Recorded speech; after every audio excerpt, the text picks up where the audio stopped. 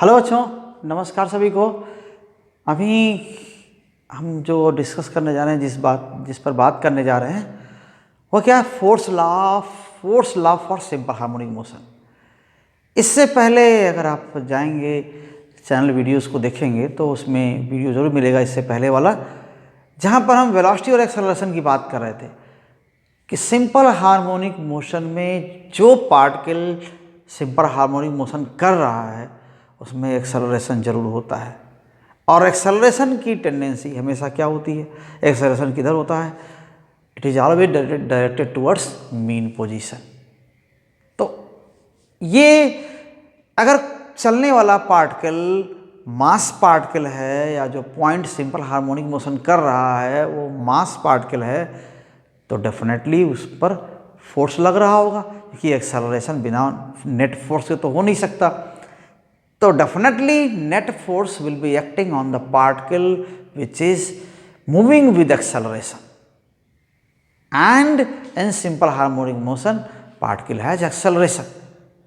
अभी हम लोग देखेंगे कि अगर याद करें पिछले वीडियोस में जो था कि ये P पार्टिकल है, उसका प्रोजेक्शन वर्टिकल डायमीटर पर x है, n है, और n सिंपल हार्मोनिक मोशन कर रहा है ऊपर नीचे। इसके लिए मीन पोजीशन O यही है, और यहाँ पर एक पार्टिकल या पॉइंट कह सकते हैं, प्रोजेक्शन है P का प्रोजेक्शन हॉरिजॉन्टल डायमीटर पर, उसको m। इसका भी क्या होगा? एक्सेलरेशन होगा। इसमें एक्सेलरेशन यहाँ से यहाँ तक इधर होगा, एक्सेलरेशन am, और जब ये m इधर होगा तो एक्सेलरेशन इसमें क्या होगा? am इधर होगा। और n वाले में ये एक्सेलरेशन an नीचे होगा जब ये पार्टिकल इधर होगा, और इस रीजन में होगा पार्टिकल। तो पार्टिकल या पॉइंट जो भी कहिए इसको, an ऐसे होगा। और अगर ये सिंपल हार्मोनिक मोशन करने वाला पार्टिकल अगर मास पार्टिकल है तो so we know here, okay, we know what acceleration in SHM क्या है। आपको पहले बताया कि an को अगर देखेंगे, अगर यहाँ पर देखते हैं तो वो क्या हो जाता है? Minus omega square y t. या इसको आप क्या लिख रहे थे इसके अकॉर्डिंग? अब जो भी हो, फाई की वैल्यू 0 हो या ना हो, लेकिन हम ऐसे लिख रहे थे ना, एम्पलीट्यूड A और ओमेगा स्क्वायर, और ये sine omega T plus phi. अगर फाई 0 है तो यही क्या हो जाएगा? बस ओमेगा टी लिखेंगे। वैसे ही m को क्या लिख सकते थे? सिमिलरली फॉर m, यहां पर भी क्या है?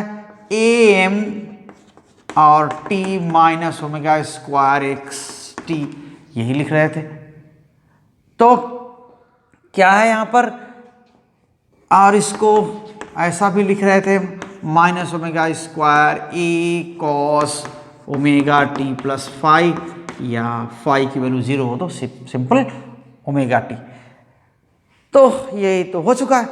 तो अगर ये m और n कोई मास पार्टिकल है, okay, so n and m are making simple harmonic motion if mass particle is there in the place of m or n, okay. So if some mass particle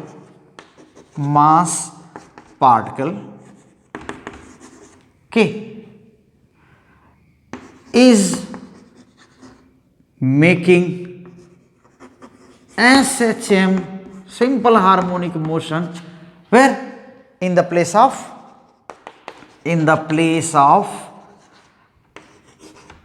n or m, okay, तब क्या होगा? Definitely some force will be acting. Then definitely some force will be acting on the particle and some net force. Okay, net force on the particle. और ये force कैसा होगा? Constant force थोड़ी होगा। जब एक्सेलरेशन चेंज हो रहा है तो फिर तो फोर्स भी चेंज हो रहा होगा ना, क्योंकि फोर्स क्या होता है? मास इनटू एक्सेलरेशन, आप जानते हैं। And this force is what? And this force will be varying in time, varying sinusoidally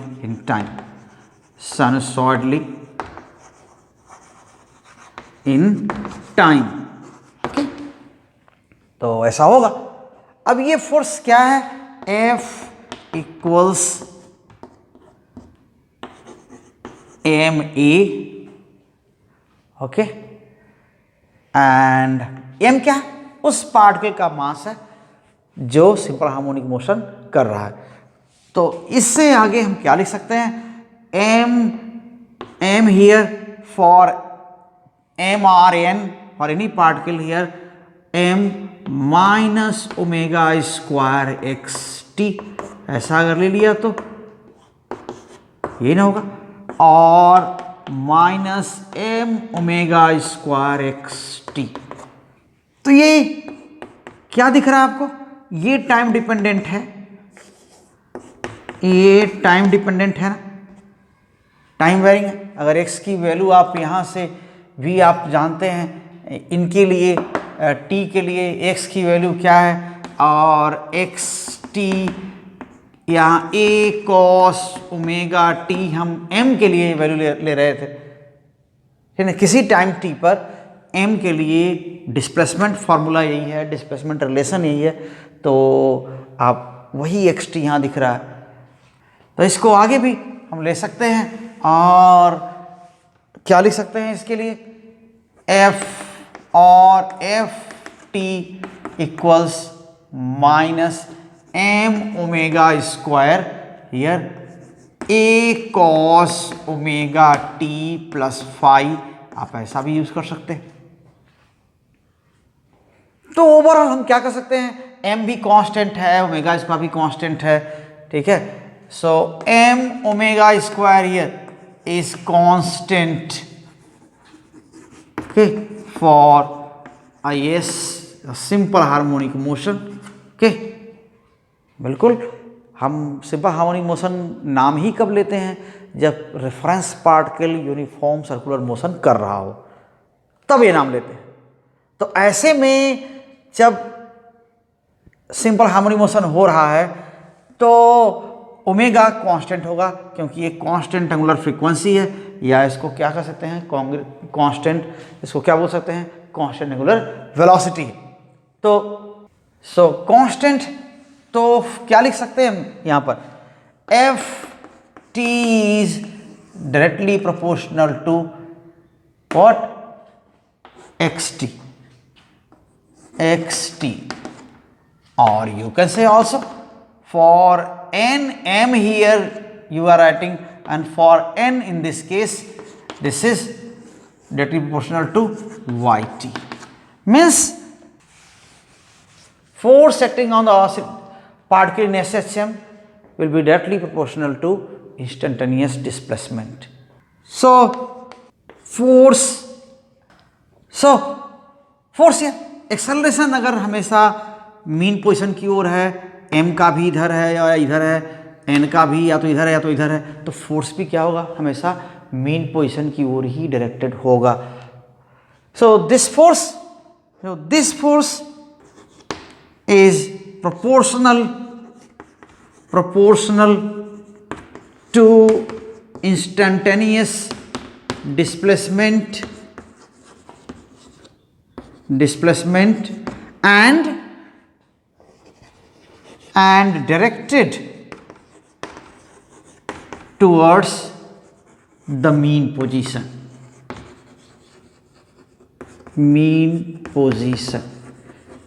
okay. इसी को ये पीरियोडिक फोर्स है, इसी को आप रीस्टोरिंग फोर्स कहते हैं। इसीलिए इसको हम, क्योंकि मीन पोजीशन की ओर हमेशा लाना चाहता है। This periodic force is what also known as restoring force. This force, what this force tends to bring the oscillator in mean position,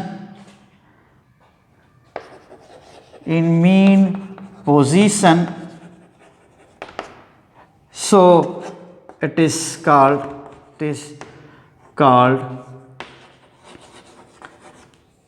restoring force also. Okay, restoring force. Okay, restore करना चाहता है mean position. Generally तो कोई oscillating particle mean position में रहना चाहता है। आप स्विंग को, झूले को ले लीजिए या पेंडुलम को ले लीजिए, तो क्या होता है, डिस्टर्ब करके छोड़ देंगे तो क्या होगा, ये मीन पोजिशन की ओर ही आने की टेंडेंसी रखता है। तो इसलिए इसको बोलते हैं रीस्टोरिंग फोर्स। तो यही फोर्स, ये पीरियोडिक फोर्स है। This is periodic force. अब साइनसॉइडल फोर्स है तो पीरियोडिक होगा ही होगा, पीरियोडिक फोर्स। ओके, ऐसा होगा। तो आप force law for simple harmonic motion, आप इसका स्टेटमेंट दे सकते हैं। So simple harmonic motion is the motion executed by particle subject to a force which is always directed towards mean position and is directly proportional to displacement. So this statement can be given here. Simple harmonic motion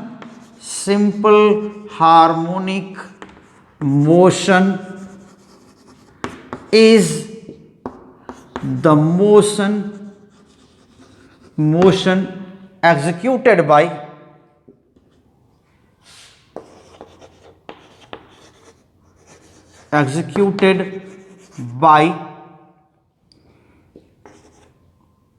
a particle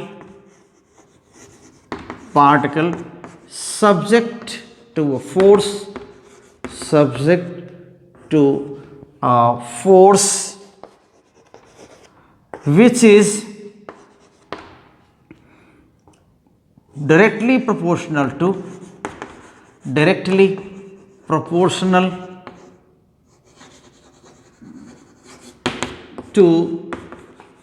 the displacement. Okay, displacement, and always directed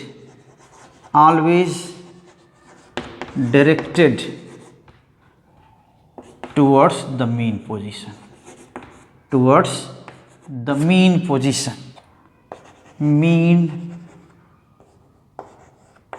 position of the oscillator. ठीक है, ऐसे। तो ये यही क्या है, force law for simple harmonic motion. Okay, इसी को बोलते हैं। और ये लीनियर ऑसिलेटर, नाम ही कह रहे हैं कि लीनियर ऑसिलेटर है। ठीक है, ये simple harmonic motion linear motion है, हम इसको ऐसे कंसिडर करते हैं। तो ये छोटा सा पार्ट जो force law for simple harmonic motion है। अभी हमें सिंपल हार्मोनिक मोशन में अभी और चीज़ें पढ़नी है। क्या पढ़ लिए हम लोग, डिस्प्लेसमेंट पढ़ लिए, एक्सेलरेशन और वेलोसिटी हो गया, इसके बाद ये force law for simple harmonic motion हो गया। अब इसके बाद एनर्जी, एक एनर्जी पार्ट रह गया है, तो इसको हम लेकर के अगली वीडियो में आएंगे। आप सबसे रिक्वेस्ट है कि अगर आप इस चैनल पर नए हैं तो चैनल को सब्सक्राइब कर लीजिए, बेल आइकन ज़रूर प्रेस करिए, ताकि आगे आने वाले वीडियोस के नोटिफिकेशन आपको मिल जाए। आप बिल्कुल साथ देते रहिए, पढ़ते रहिए। इसमें आपके लिए मटेरियल हम अच्छे से अच्छा देने का प्रयास करेंगे, और आप साथ बने रहेंगे और आपके सुझाव मिलते रहेंगे, तो यह काम और अच्छी तरह से कर पाएंगे। So thank you very much. ये फोर्स लॉ है और इसको याद रखिए। और यहाँ इस जनरली इस वैल्यू को हम क्या लिखते हैं, F equals minus KX T ऐसे लिखते हैं। और यहाँ k क्या है, यहाँ पर जो k है वो क्या है, m omega square is angular frequency in simple harmonic motion. Okay, तो याद रखिए इन सबको। Thank you very much. अगले वीडियो में फिर मिलते हैं।